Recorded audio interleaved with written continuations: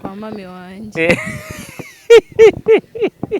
biseka ndaseka numbuza guseka sinjye nabaye iki abantu barapfusha mu karira Imana yapfusha simbona umuntu uri kurira nge ushobora kuba mwiri kwishimira ko Grace Room ifunze nibwo ari y'amagambo siniyihangana ni intambara umuntu agomba kurwana akoresheje imbaraga z'umwuka wera kugira ngo ataza gutsindwa. yego Rero tutabaye maso twatsindwa n'uburiganya bwa Satani ariko bivuze ngo iby'Imana mu bihimana ibya Kayizari bibi bya Kayizari. yego Rero dufite amategeko tugenderaho muri iki gihugu niba baragenzuye natwe akabona hari ibyo tutujuje ntabwo navuga ko bari mu nshingano zabo. nga bafite ibyo bagiye guhamurayo Ntihabaye icyumweru kimuhweje ubundi twese twagiyeyo nta we nande aha nge nago nagiyeyo ntiwagiye ariko ntiwabonye ibyabereye ngiye nakuyeho n'agapapuro k'iby'Imana yavuganye nanjye yarambwiye ngo nintunga umutima w'imbabazi.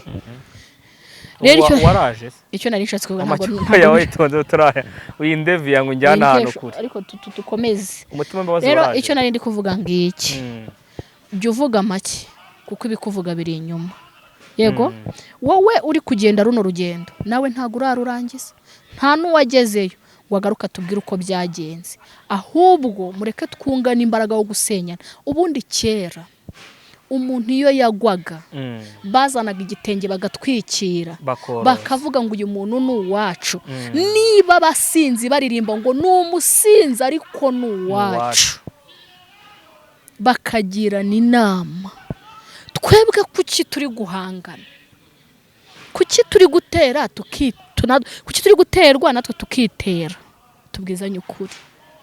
Ibi bintu byari bikwiye kuba twahagarara tugasubiranamo twabisohoyemo aho turi kwishimira ibyago biri ku bantu bacu twasenganye nabo.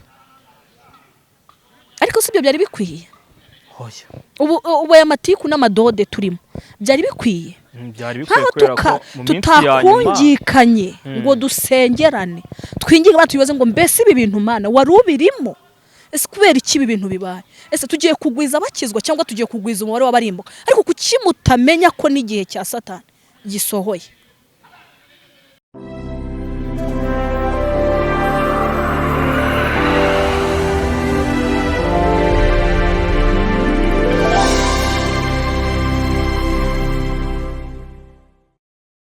Ikaze mwifurize amahoro y'Imana umurere wose ku isi. Niba uri mu gitondo nkwifurize igitondo kizana muri nimugoroba nkwifurize kugira umugoroba mwiza. Ngende uri nk'ibisanzwe uyu munsi nongeye kugira imisho kubana na mama Cyusa nge niko nkwita.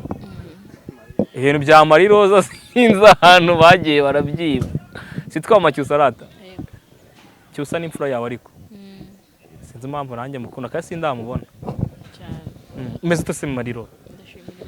Yegereze mikoro kuvuga gake. Ndashima Imana. Ko mbona wasurewe se nawe mu bantu bafungiye itorero urimo. Arya nawe no kwa Irene Kabanda.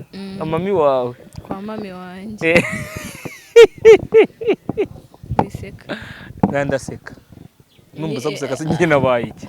Abantu barapfusha mu karira Imana yapfusha simbona umuntu uri kurira nge ushobora kuba mwiri kwishimira ko Grace Room ifunze ariko Imana n'abanyarwanda tubabaye.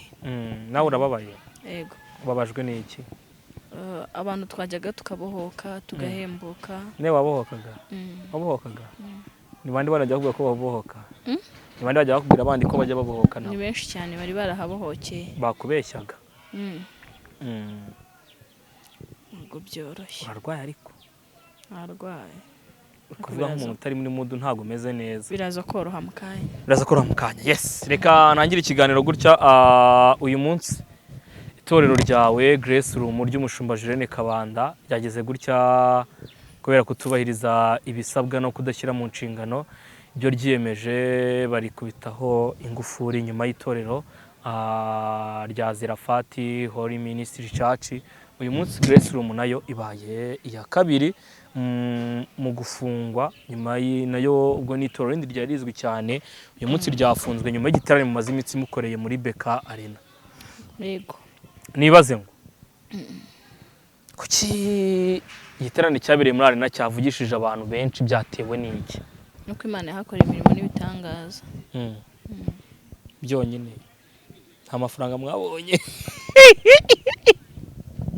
amakuru mfite ngo mwarasoromye, ngo mwarasaruye wa, ariko ntawe mama twibye cyo mwarasaruye. ntawe wenda navakura ku ruhande rumwe, reka mvuga inkoresha iri jambo bivuga ngo abasaruye n'uburenganzira bwabo, ariko kandi nta n'uwo twakoze mu mufuka. Oya ntawe we, aho turagenda ntawigeze azavuge ngo banyambuye amafaranga yanjye cyangwa bamwibye ikintu kirahaburirwa ntiyacyishyurwa. Ibyo byose kuva bitarabaye rero ndumva yaba nanone kandi ari amagambo murimo. nonese ko wagize agahinda mu macyuho.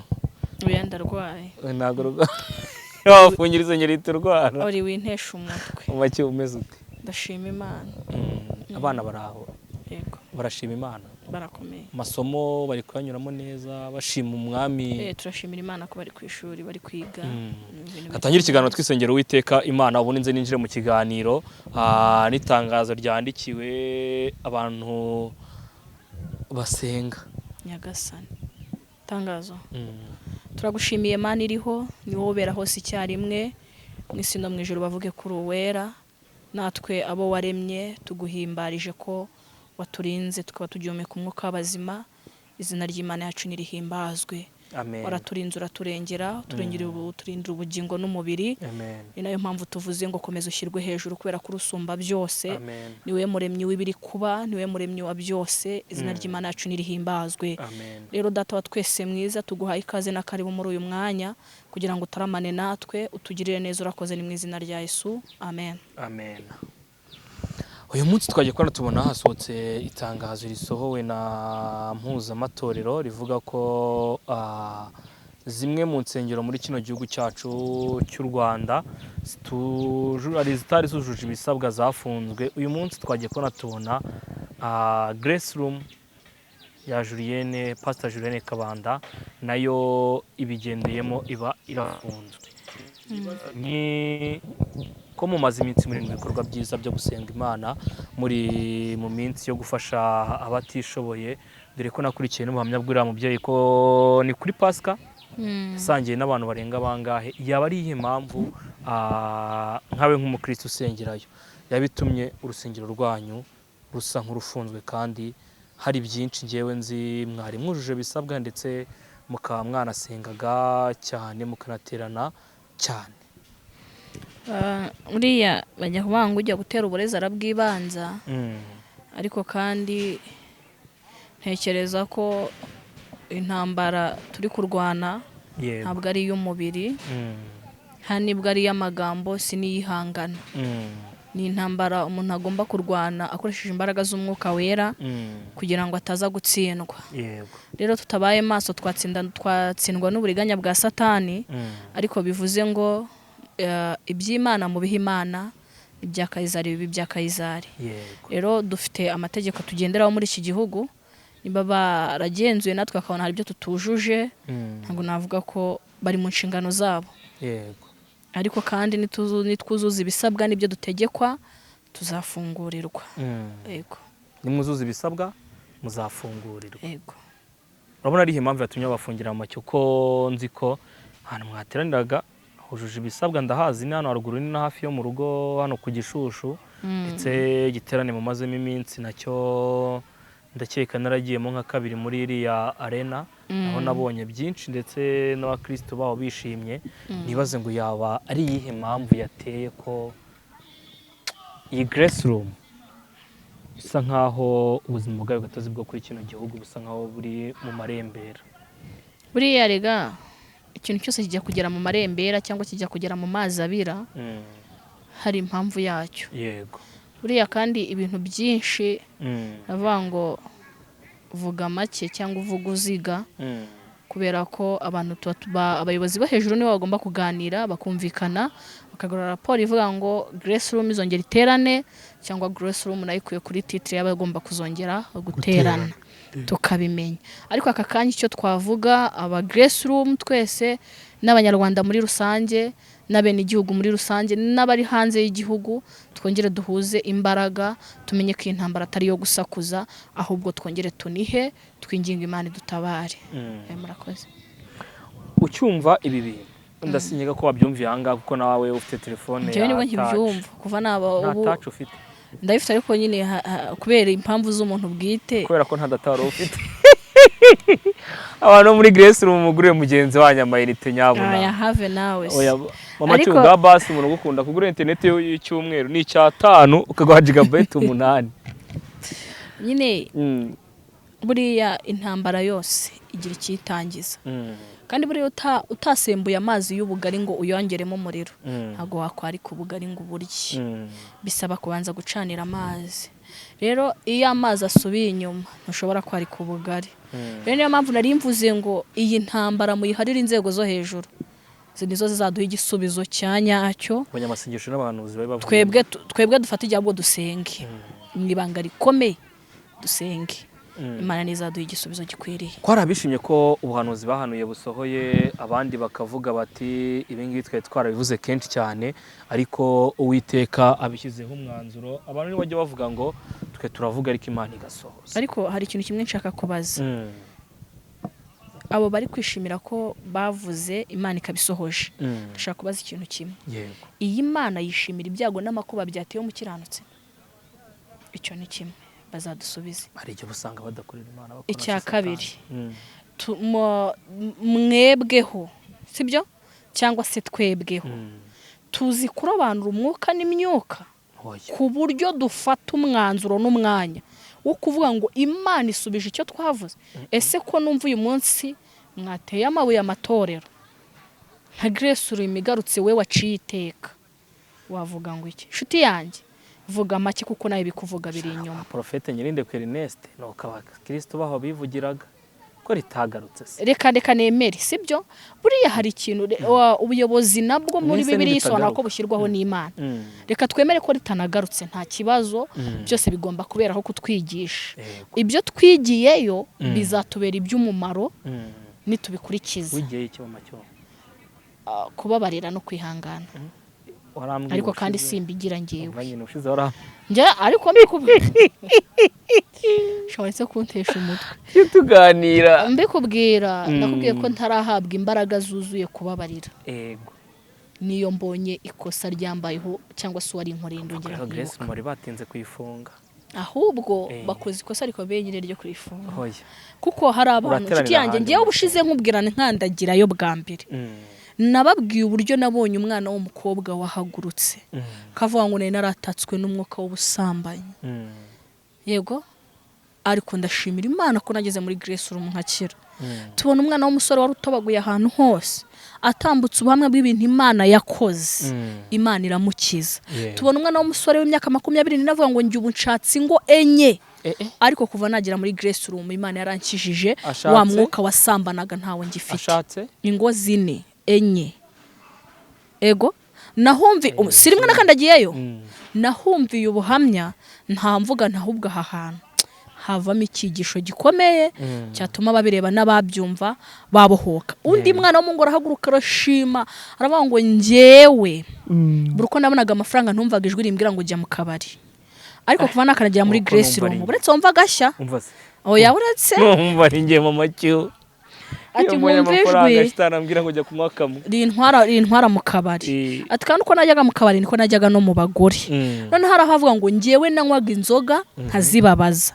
Ibaza umuntu avuga ngo yanywaga inzoga kazibabaza kandi inzoga ntizibabara ahubwo bawungura bene kabari. Kuki turi kugwiza insengero bari gufunga ububari ntibufunge ahubwo tukabona ububari bwinshi kurusha insengero. Ubwo badusubiza muri comment. Kuki tugwijije ububari bwinshi tutagwijije insengero nyinshi? Baraza guhaguruka ndabizi genja nkunda kuvuga nubwo abantu mukunda kuvuga nabi ngo Marie Rose sinzi. Ariko reka tubaze ikibazo kimwe. Ese gusenga ni bibi? Oya ni byiza cyane. Kabiri. Ese tubaye dusenze Imana ntiyadukiriza igihugu? Gatatu. Ese igihugu nicyagiraga abatambyi bakinihira niba ari ukukinihira no kukinihira nishagiraga abantu bagisengera cyangwa batakamba? Barakigikira urakoze cyane. None se kuki dufata igihe tukagikibeho? Kuki dufata igihe tukajya mu ruhanga? Arabajyayo batagiye gusenga bafite ibyo bagiye guhamurayo. Ntihabaye icyumweri kimuhweje ubundi twese twagiyeyo. Nta we nande.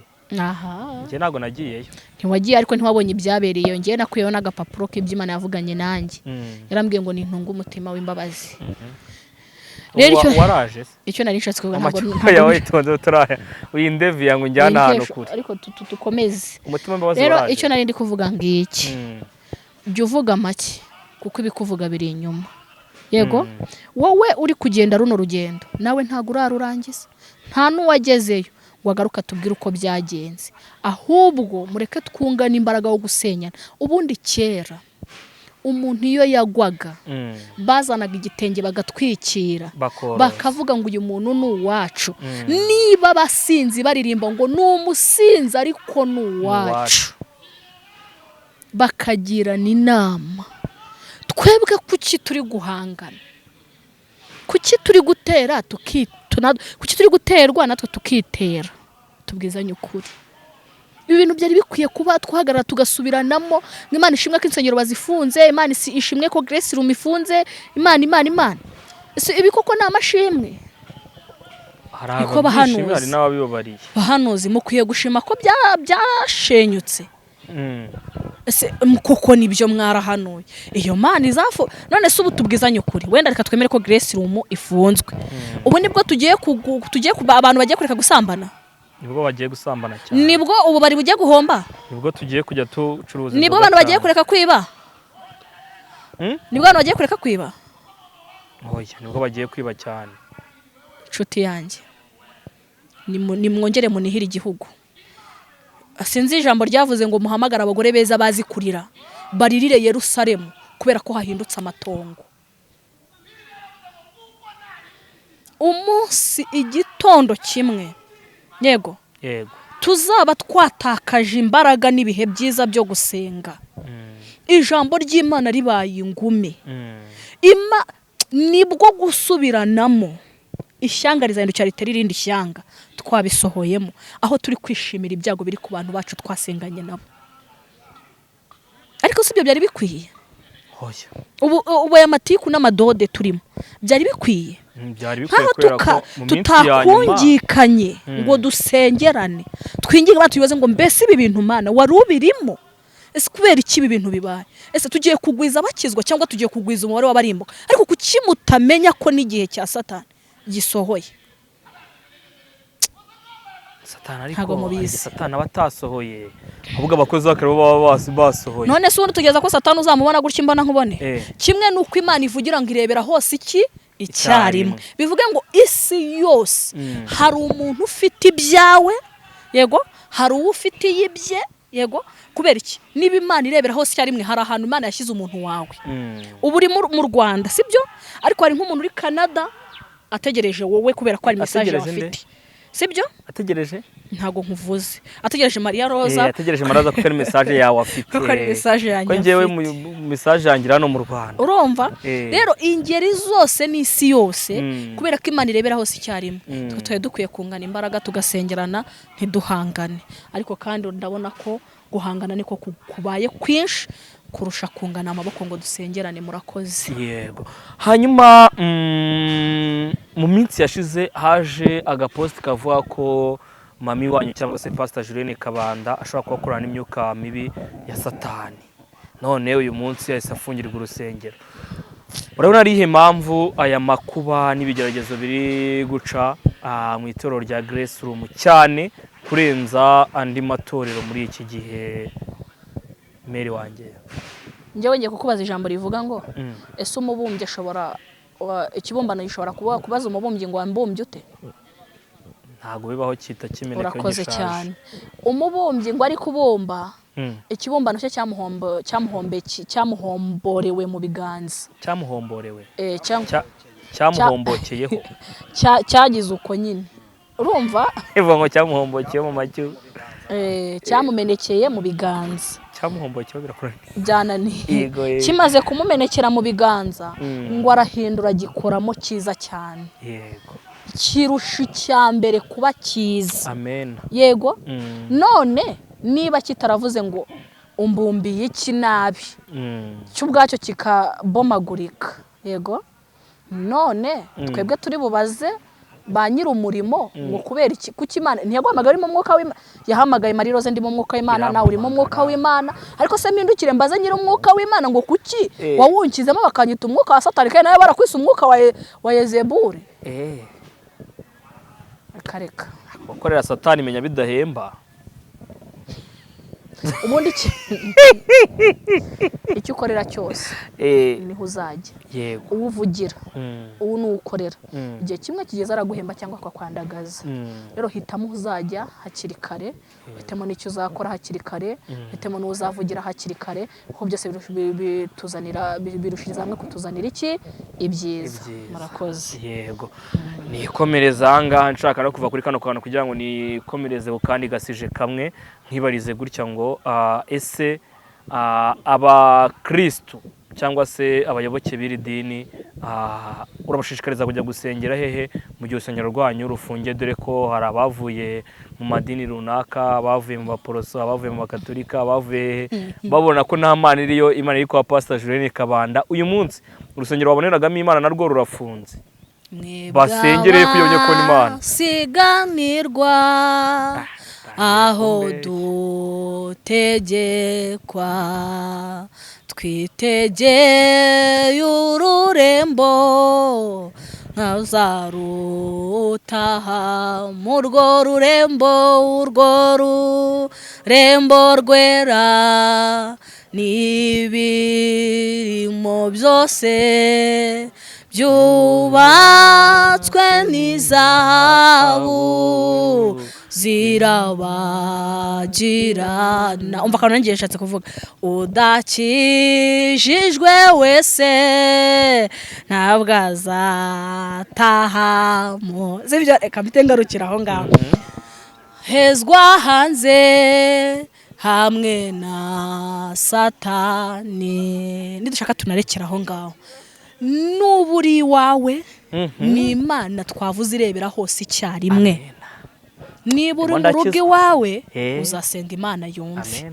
Ubundi icyatumye Imana ishyiraho ikoraniro cyangwa se ihuriro ry'abera kwari ukugira ngo dusananirane imitima cyangwa se twungane imbaraga. Uzana ikigufasha nzana ikiri kumfasha. Yego, mvuge ngo ni Imana yambika, uhita uvuga ati nanjye ni Imana igabura, bite ngaruka ni Imana yishyura inzu, uhita ugaruka toya ni Imana yubaka urugo. Abibonye ibi bintu twari kugira ngo dusananirane.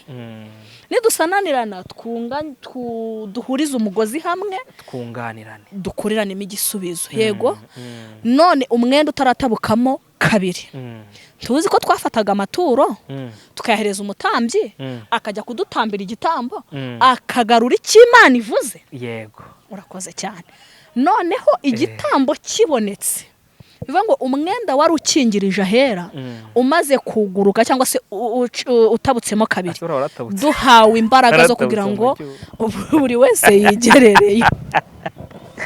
Ese umwenda tuganira umwiza ukuri, wenda mujya muvuga ngo waratabutse ngashaka guseka, ariko reka mbaze, umwenda waratabutse? Yego, warawubonye utabuka? Umwenda rukingirije ahera aho batambiraga ibitambo waratabutse. Hamaze kuba icyo kintu nta ububasha n'ubushobozi bwo kwigererayo, bishatse gusobanura ngo nawe wari ubonye imbaraga zo kugira gute, zo kwigererayo. Yari bivuze ngo nawe Imana umutambyi yasengaga nawe wayisenga ikakumvira ikavugana nawe. Yesu aguha umugisha. Amen. Ati Yesu ampa umugisha, ndawakiriye. Amen.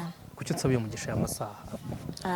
Akenshi bayutuba mugira ikintu bita guseseretiku n'iki, ariko hari ikintu kimwe nyangunda kuvuga mu minsi ngahe tugendanye, nabonye nta bintu bw'uburyarya cyangwa gusesereza no gusenya kugira ngo kunde uzampa cyangwa ugira aho ugera ku bandi bihari. Rero Imana ibuhe umugisha. Amen. Urakoze cyane. Reka nivira aho ngaho kuri uwo mubyeyi, ubwo abantu basengeraga mu idini rya Grace Room n'abakunzi ba Pastor Julienne Kabanda, musenge cyane.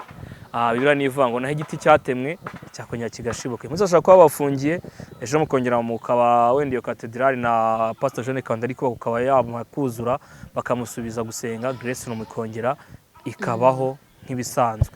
Kandi uretse n'ibyo ngibyo mubafite na Jubile n'urusengero rw'umugabo wa Julienne Kabanda rutuye i Kanombe, ahantu nagiyeyo rimwe ahari. Ushobora no kuba utajya utasengeraga muri Grace Room, ariko no muri Jubile ushobora kugerayo naho ukajya gusenga kuko urusengero rw'umugabo we ntihagire ugwa. mwirinde hatagira umuntu ugwa akavamo cyangwa hatamera umuzimu bimwe muri mwe kuko hanyuma hazabaho urubanza buri muntu wese aca imbere y'Imana. Ntago naguhamagaye muri uyu murimo nawe ntiwampamagaye, komeza inzira watangiye ntucike intege, imbere ni heza. Murakoze. Impamvu Bibiliya nayo ivuga ati ntugacire urubanza mwene so ahaguye turenze aho dutakanya. Murakoze cyane. Ubu natwe uyu munsi turenze dutaka kuri munagabanye kuri Pastor Julienne Kabanda gutera amabuye kubera ko ushaka nguye kubita mu cyeba, inkoni kubise mu cyeba yirenze urugo ireta ikugarukira. Muvuge makeya kaguma uyu munsi. Muvuge make. Birashoboka. Murakoze. Hanyuma twigane nkwibariza kuri kano kantu. Ariko kandi bwanije. Ni nundi ku kantu kanyuma ngiye kubaza mu minota nk'itanu. Ahubwo ngiyewe hari ikintu nagira ngo nkubaze wa mutumishi w'Imana ameze ate? Juste. Juste rero ahantu yari arwaye baramubaze aza kuzana ikibyimba. Izina rya Yesu. Umva bwana yazanye ikibyimba bimeze nabi, ubu ntiyabasha no kugera hano ko ntiyashobora kujya kuri motano y'iminota 10 ntiyashobora. Ariko byibuze muri kubona hari ikintu Imana iri gukora. Uko biri hari koroherwa hari n'ahari kugira kuryo yavuze ko bitagenze neza bigenze nabi akamukora operation nabi yarwaramo na kanseri. Imana turayishimiye nikomeze imuzigame kandi muhagarareho. Murakoze. Twarahera ku ntego tugende. Yego reka nase ku ntego. Muri iyi minsi twagiye kubona tubona hari abagabo bahoza abagore babo ku nkeke. Kandi mpamvu ngiye kubaza uri umubyeyi. Abagabo? Nibaze. Koko aha hanze hari abagabo bahoza abagore ku nkeke kugezaho umugore ashobora gufata iya mbere akajya gukorega mu nzego zibishinzwe bakaguhana. Ahubwo nagira ngo nkubaze ikibazo. Uzi urupfu abagore bapfuye? Oya. Kwihagararaho? Oya se kandi. Reka mvugeho gatoya ntago ndi buvuge byinshi. Hari ikintu cya mbere bita idini. Icya kabiri ni ubustari. Yego. Icya gatatu imiryango. Idini ishobora gutuma utakwishyira hanze mpaka ugapfa. Yego. Ubustari bushaka guhita bavuga ngo izina rye rirangiritse. Yego. Imiryango ishaka guhita ivuga ati n'ubundi twari twarabivuze, bigatuma wihagararaho ugapfirayo. Ejo nagiye ko mbona inkuru mbi ku muvandimwe Annette Muravana Gafaranga, mbona baravuze ati Gafaranga mu maboko ataraye. Tiregite ubwo ribu y'Inyamata yari mutaye muri yombi. Abantu benshi batiga Annette Muravana we watanze umugabo we, ariko nkibaza kuko wabaye uri umugore wafata umugabo wawe ukajya kumufata ukamurega muri ribu cyangwa akicara mukaganira mukareba igikemuka mu rugo. Utaranigwagaramye agira ngo ijuru riri hafi, utarahura simwifurije guhura. Mva nkubwire uko twabisanze babikaranga niko natwe twabikaranze. Ntago twebwe harya vuga mu cyongereza twavuye muri hahandi. Vuga mu cyongereza numve. Turi digitali. Twavuye hahandi aba mama. Cyebye nago nabyigeze nago mbiza, ariko hari abamama turi kuganira. Yes, abampera ubumugisha muri iyizi barakubiswe. Yego. Ariko ntibari bafite aho bavugira, ntibari bafite naho baregera. Yego. Ariko dufite uyu munsi ya digitali muvuze. Yego. Ibintu ubonye bikurenze kubyakira no kubikura kugira ngo ujye mu mugozi, watabaza inzego zibishinzwe zikagutabara, ubuzima bugakomeza. Kuko nta hantu Imana itaremeye izuba cyangwa imvura, kuko n'Imana ivubira umugisha ababi n'abeza. Rero uyu munsi imvura yawe itari kugwa mu kwawe ubona ari izuba gusa, ariko kandi hagatonyanga utujojo tw'umugisha. Murakoze cyane. Kakantu reka nkakwibarize, wenda ngeze n'amatsiko, ngeze n'amahirwe, mpuye n'umukozi w'Imana, mpuye n'umuntu usenga kandi unemera uko Imana ikora ibitangaza, ibyiza n'ibibi. Sibyo? Kandi Imana icyo uvuze iragisohoza. Cyane. Gafaranga abantu benshi hashize mbere yuko ashakana na Annette Muravana, abantu benshi baravuze bati uwo mugore mu mboni z'Uwiteka ntago Imana imushimye. Uko umushaka kose wa Gafaranga koko yarataye umugore n'abana. Rero ajya gushaka undi mugore. Ngaho. Nibaze ngo ese abantu bavuze ibyo bintu bavuga ko basenga Imana ibintu bihanuye, yaba ari umuvumo w'uwo mumama yataye n'abana umukurikiranye kugeza aho urugo yagiye gushaka rwanze kubakika kugeza aho asenye. Mundi hari ikintu cya mbere kijya kibaho. Niba uzi ko wowe wakoze ikosa ugatumuga umugore amarira y'ababana ntago azigera guha agahenge n'amahoro. Yego. Niba uzi ko uri umugore ukaba arataye abana amarira y'ababana aguhoraha nubwo mwakwesha amahoro ka gihumbi ntago yamarira y'abana Imana yahereza kuko iyumva cyane, sibyo? Ku ruhande rumwe niba Imana itarashimye uwo mugore, reka mbanze mbaza akabazo kamwe unyihangane.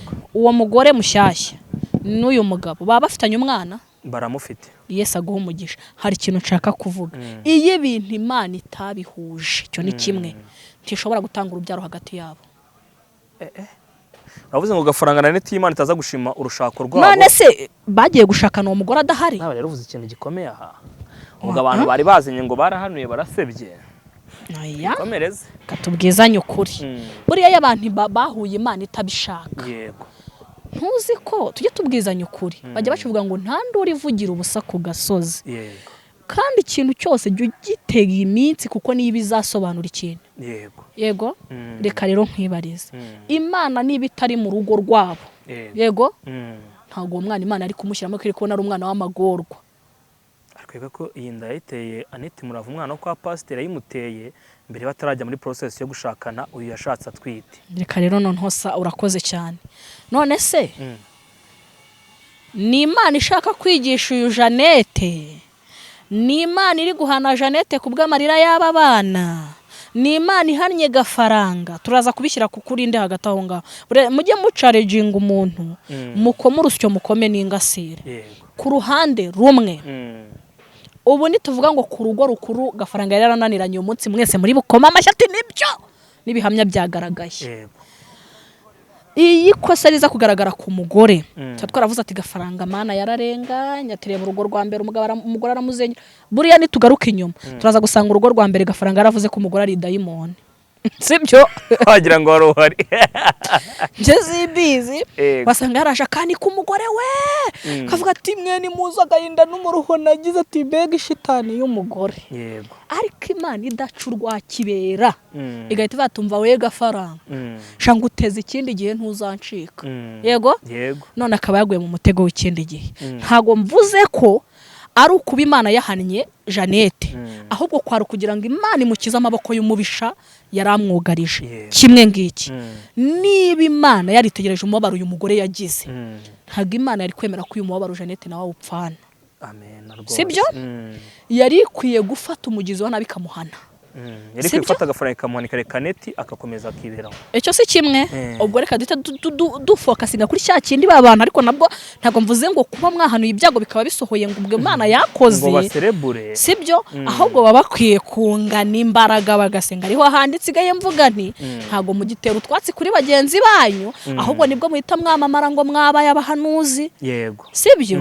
Ariko se nshatse kuvuga ubu binani dufite muri uyu murimo. Sibyo? Ni inkozi z'ibibi dufite muri uyu murimo zose dutegereje Imana ngo izazitimbagure ahubwo ibiri kuba byose ari byo byabiri na wa mugabo sinzi nataranasaba imbabazi wa mupasiteri wundi Gatabazi niba ari Gatabazi niba ari indi Mutabazi iraho yareruye byararangiye ubu ngubu. Rero noneho rero sasa nkubwiza ukuri mureke Imana yivangurira uduhene n'udutama. Udutama twababajwe tukageragezwa Imana iduhereza uruhande rumwe twibagize imibabaro n'agahinda. Noneho n'uduhene iduhereza uruhande rumwe mwebwe nimutuza ahubwo ubwo ntibiraba nibwo urugamba rutangiye mureke tunasoza Imana ibampera umugisha. Ngana ku musozo niki ushobora kubwira abakunzi bawe by'umwihariko reka ngiye nibwirira abakunzi ba yacano yacu kagacano k'abanyarwanda agacano kanyu Anyarukiro bakando subscribe. Aya ndi cyaga abanyarukiro bakando subscribe ku gacano kanyu agacano kubuhanuza agacano k'ijambo ry'Imana kitwa Rafa. Ukabura ujya muri comments y'ikiganiro kapininzemo mugasangemo ukabura ujya muri community y'ikiganiro karimo badukandire nyabo badukandire sibyo mamara sibyo amacyo sibyo amacyo mamarafa reka tso ikiganiro mbwira abantu bose badukurikiye ko yari hori ndetse na mugenzi wanjye Imana irahari Pascal, abantu bananyarukire ku Imana irahari bakandaho subscribe, like ndetse na comment badusapotinge babone ko twakubiswe hasi bazamura ino channel. Nawe ngushimire Mariro kaduha ikiganiro cyiza, Imana igikomeza iguha ubwenge n'umushishozi mu byo ukora. Ndagushimiye, weekend nziza, icyumweru cyiza. Bavuga bon weekend, sabato nziza. ntago uri umudive, bavuga umunsi w'umunezero. Tugira umunsi mwiza w'umunezero. Ejo ni umunsi wa mbere w'icyumweru kuba ushaka kunjagaraza gusa mukizwe, Imana ibampera umugisha. niba dakizwa ifu nibagara ubushuti n'akarenge.